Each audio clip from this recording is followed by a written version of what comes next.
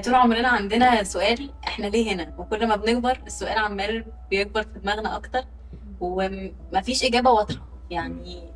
كل واحد عمال بيجري كده في حياته، بس مش فيش اجابة واضحة عندنا.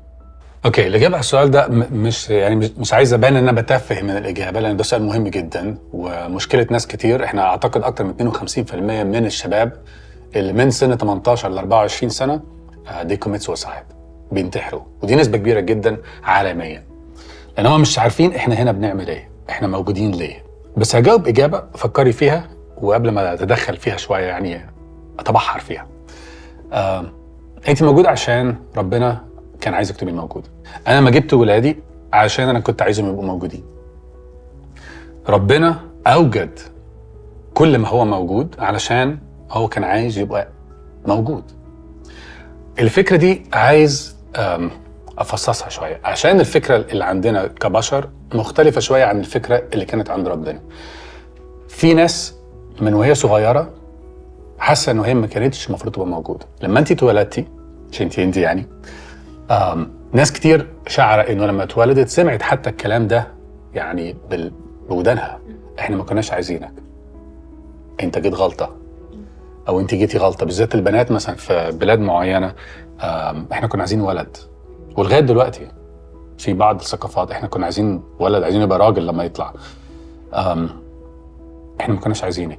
وبعدين تطلعي شويه تخشي المدرسه، فبعض الاراء بتاعتك او بعض الناس اللي حواليكي في المدرسه معترضين على شكلك، طريقه كلامك، فبيتريقوا، فيحصل تنمر. تخشي الجامعه نفس الكلام.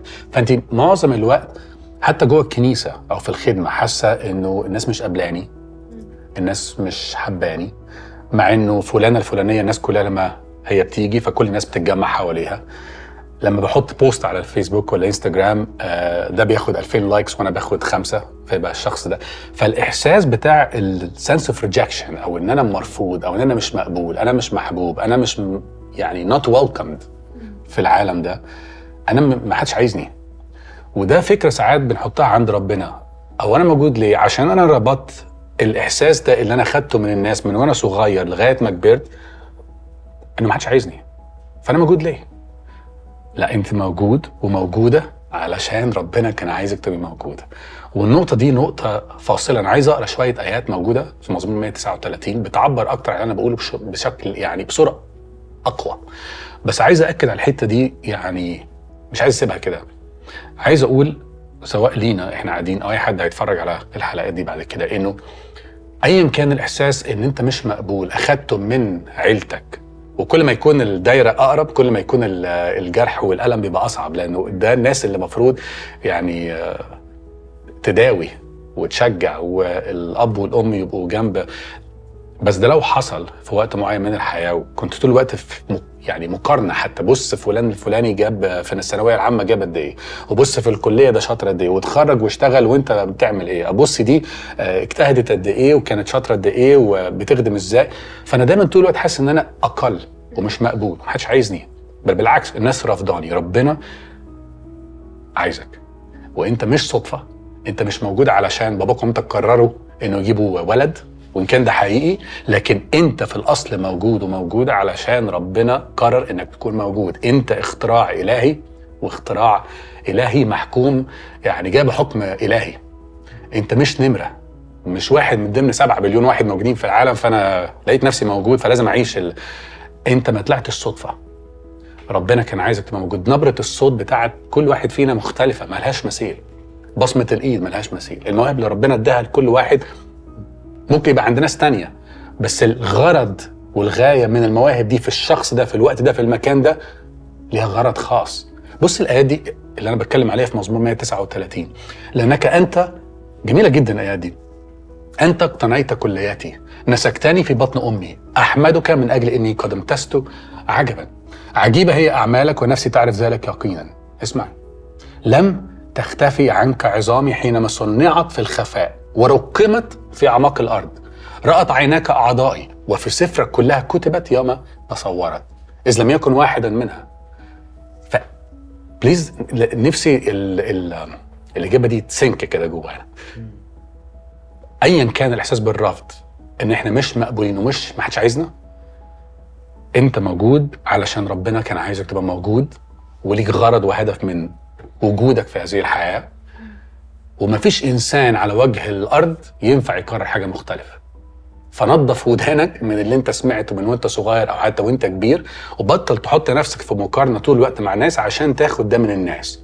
القبول وانك مقبول يعني you're approved من عند ربنا مش من عند الناس. واضحة الحتة دي؟ واضحة. دلوقتي يا شادي في سؤال تاني. ايه؟ هو ليه علاقة شوية بالسؤال ده. في ناس بتقعد بقى طول حياتها بتدور على مصدر السعادة، يعني بيجربوا كل حاجة عشان يلاقوا السعادة. ايه هو مصدر السعادة الحقيقي؟ اوكي، سؤال حلو قوي. في فرق بين السعادة وما بين الجوي او الفرح. اوكي، في الانجليش لما تقرا ترجمات الانجليش، انا بتكلم على الكتاب المقدس، تلاقي الفرق واضح جدا. بس في العربي ساعات بيدمجها.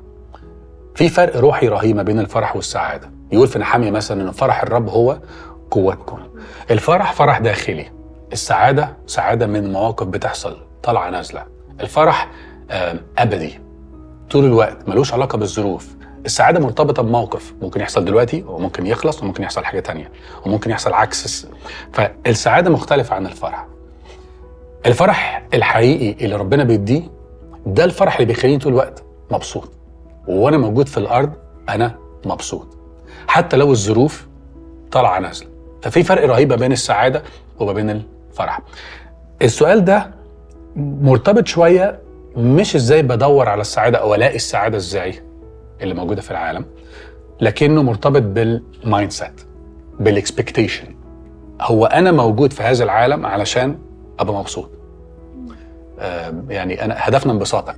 انت موجود حتى في العالم ده، بقت كل حاجة انا موجود عشان انبسط. انا يعني بروح الساحل وبشتري حاجة تانية وبيت تاني وبيت خامس وبشتري عربية، بعدين اشتري عربية تانية وبعدين اجدد العربيه الاولانيه وبعدين لازم اكل في المطعم الفلاني. انت ما رحتش المطعم ده ازاي؟ ده مطعم رهيب. هنروح اوكي. فانا طول الوقت حاسس ان انا العالم بيبيع لي ان انا لازم اكون مبسوط، انا لازم اكون مرتاح، الكومفورت زون بتاعي انا لازم ابقى مبسوط طول الوقت. لا، انت مش لازم تبقى مبسوط طول الوقت. المايند سيت والبرسبشن لازم يتغير، عشان لما بيجي موقف صعب الاقي الساعه 2 الصبح مكالمه تليفون وانا نايم، انه ده ما حصلش معايا، انا بدي مثل مع ناس تانية، باباك مات. او وانا في الشغل الساعه 12 الظهر في البريك الاقي مسج احنا الريزلت بتاعت الاكزام طلعت والتست طلع بوزيتيف، عنده كانسر. فالاخبار السيئه الاقي حد مديري جاب لي في المكتب وقال لي احنا ام سو سوري، لازم في لاي اوف، لازم هتسيب الشغل. فكل الاخبار السيئه دي ده اللي بيعكس انه انا مش مبسوط. لا، هو الاكسبكتيشن لازم تتغير. انا هنا مش بيتي الابدي. ففي وقت صعب، والمسيح قال يعني الترنيمه الجميله بتاعت لولو انه المسيح ما خباش علينا. هو ده كده فعلا، يعني في العالم سيكون لكم ضيق. فانا السعاده مفهومها عندي بالنسبه لي وانا موجود على الارض ده طالع نازل مع الظروف، ويمكن يبقى في ظروف صعبه. فانا مش بهيئ نفسي، المفروض اهيئ نفسي من الاول ان انا يمكن امر بظروف صعبه، بس لانه في ظروف صعبه الفرح اللي بيعطيه الرب ده ملوش علاقه بالظروف. فانا حتى في ظروفي الصعبه انا ينفع اكون فرحان ومبسوط. انا مش عندي هتضحك. مشكله مع الجمله دي، بحس ان انا مش منطقيه خالص. يعني اعمل ايه يعني؟ اشرحي لي انا اكتر. دلوقتي يعني ليه مش منطقي؟ يعني انت بتقول انه حتى وقت الظروف الصعبه اكون عندي فرح لان ربنا مدينا فرح. صعبه. هو بالنسبه لي الجمله دي كلام، يعني احنا بنقول كلام كده وخلاص. عامه ساعات بقولها برضو. طب اقول لك على حاجه من الكتاب المقدس. في كرونسوس الثانيه اصحاح 4 عدد 8-10. ماشي، ده بولس. ماشي، سيبك من اللي انا قلته، مش مقنع، وهقول لك ليه بالنسبه لك صعبه، بس عايز اقرا لك الايات دي اللي بولس نفسه قالها. ماشي، كلام كرونسوس الثانيه اصحاح 4 عدد 8-10. مكتئبين في كل شيء، صح كده؟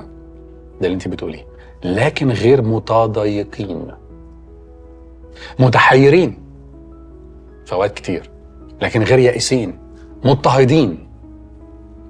ده عكس شويه حتى اللي احنا بنعيشه دلوقتي، ده ايام بولس كان اصعب بكتير. مضطهدين لكن غير مطروقين، مطروحين لكن غير هالكين، حاملين في الجسد كل حين إماتة الرب يسوع لكي تظهر حياة يسوع أيضا في جسدنا. في فرق ما بين الواقع وبين نقبل الفرح ده. It doesn't make sense. هي مش عشانها it doesn't make sense، بس لأنها صعبة. وهو ده اللي بيقول بولس، يا جماعة أيوة في اكتئاب، يا جماعة إحنا ساعات بنتحير، يا جماعة إحنا ساعات بنضطهد. بيقول في حتة تانية إنه صار كوسخ العالم. بولس بيتكلم عن نفسه، إحنا بنجوع وبنعطش وبنعرى وبنلكم، صرنا كأجزار العالم ووسخ كل شيء إلى الآن. يعني الإنجليش في الفيرجن الإنجليش garbage. فصعب، يس إحنا عايشين في عالم صعب، بيبقى فيه وقت صعب. أنا لما بسمع خبر إنه في حد توفى أنا بحبه، أو حد جاله مرض معين، صعب إن أفرح. بس هو ده اللي الكتاب بيقوله. وعن اختبار شخصي في أوقات صعبة كتير، أيوة كنت متضايق، أنا مش هروح أضحك، مش هروح ألعب كورة بالليل، مش هدخل السينما وأقول ما حصلش حاجة، لا بتضايق وبطلع مشاعري قدام الرب وأقول له أنا متضايق دلوقتي، أنا مشاعري تعبانة. زي ما داود كان بيقول نفس الكلام، لماذا تأنين فيا يا نفسي، يعني أنا تعبان دلوقتي. الواقع احنا مش بنغيب عقولنا ومشاعرنا فنقول ما حصلش حاجه، لا انا بقول ان ده حصل، انا تعبان موجوع منه، بس في الوجع ده انا فرحان. حبقوق 3 مثلا، مع انه لا يزهر التين ولا يكون حمل في الكروم، ينقطع الغنم من الحظيره، لا بقر في المزاود، يجذب عمل الزيتونه، الحقول لا تصنع طعاما. يعني الحاله ضنك زي ما بقول. هنعمل ايه؟ فاني افرح بالرب، ابتهج باله خلاصي. عشان ايه؟ الحاجات دي ما اتشالتش، لا الحاجات دي موجوده، بس يجعل قدمي كاليائل يمشيني على مرتفعاتي. فالمرتفعات دي لسه موجوده، والمشاكل موجوده، والاختبار الشاق اللي انا سمعته من كام ساعه تعبني ووجعني، المرض الفلاني، بس بشوف ربنا بسبب الفرح اللي بيدهوني. الامور دي بعرف اطلع عليها واكمل. مش ان هي انه يعني في سنس فيها ولا لا، لكن هي صعبه، بس هي بتحتاج تدريب. انه في الوقت الصعب اللي بمر بيه في الحياه، قربي من ربنا وعشرتي بيه وحبه اللي بيدهوني والفرح اللي بيدهوني بيقويني على الوقت الصعب، بنمشي فيه مع بعض. وده زي اللي كان بيقوله بولس. فعرف في وقت تاني يقول بولس مثلا في فيليبي انه في وقت كنت بجوع، بس انا عرفت تدربت ان اشبع وان اجوع، في كل شيء استطيع كل شيء في المسيح الذي يقويني. فما بيلغيش العقل وما بيلغيش المشاعر ويقول ما يحصلش حاجه، لا انا متضايق، بس فرحه بيخليه. والمايند سيت ده اللي انا بتكلم عليه، اللي بيتغير جوايا، انه احتمال في هذه الحياه، والاحتمال هنا نسبته انه نسبه تحقيقه 100%، انه هلاقي وقت صعب. لازم تغير المايند سيت ده، انه انت مش هنا عشان انبساطك، لا هيبقى في وقت صعب، بس وجوده معايا في الوقت الصعب هيخلي الفرح ده اعرف احس بيه واعرف اشعر بيه واعرف امشي في السكه دي. واضحه الفكره؟ واضحه. طب يعني هل في طريقه براكتيكال اقدر ان انا ابقى بغير بيها المايند سيت بتاعتي؟ الاجابه في كلمه واحده: الزق فيه. انا طول ما انا لازق فيه طول ما انا بمشي في السكه معاه وبيمشي معايا. لو انا مش لازق فيه طبعا مش هكمل. احنا ما عندناش القوه كبشر انه نمشي الحياه دي بمفردنا. الحاجات اللي فيها اصعب واقوى بكتير مني ان اعرف احتملها لوحدي. عايز الفرح ده هو بتاعه، ده الفرح اللي جاي منه، الزق فيه. صلي، اقرا كتاب، وصلي تاني، واقرا كتاب تاني. انا طول ما انا ماشي مثلا بالعربيه دلوقتي، بالذات في التكنولوجي اللي موجوده، انا بسمع كتاب مقدس وبحاول اسمعه، يعني اسمع الاصحاح وبعدين اعيده تاني واسمعه معاه فاحفظه، عشان وقت ما يكونش عندي فرصه انه عندي الفرصه دي ان اسمع، فانا بسمعه. فانا طول الوقت بسمع الكتاب، بفتكر اللي قاله، بصلي، بخليني اسكت، اسكت نفسي واسمع هو عايز يقول ايه. انا لازق فيه طول الوقت، فانا مش بحضر عفريت، لا ده هو موجود وتدربت، فانا بلزق فيه. اللزقه دي اللي بتخليني انه ببقى شبعان منه وشبعان بيه، وفرحه يقول بيخليني بمعنى اصح بيهون الحاجه اللي انا بمشي بيها في الحياه دي، اللي عامله لي تقل وحمل وهم، بتهون. وده اللي قاله المسيح: احملوا نيري. يعني فكر في الفكره ديت: تعالوا الي جميع المتعبين والثقيل الاحمال. كويس كده؟ فانا جاي بحمل. اسمع باقي الايه: احملوا نيري. ما تنفعش. يعني انا بقول لك انا تعبان، تروح مشايلني حملك، بس في اخر الايه بيقول ان حملي نيري هين. ده معناه انه فين زمان كان فكره اليوج ديت انه يحط 2 جنب بعض ويمشوا مع بعض، فبيربطوهم بزي خشبه من فوق عشان الحمل يبقى متشارك على الاثنين.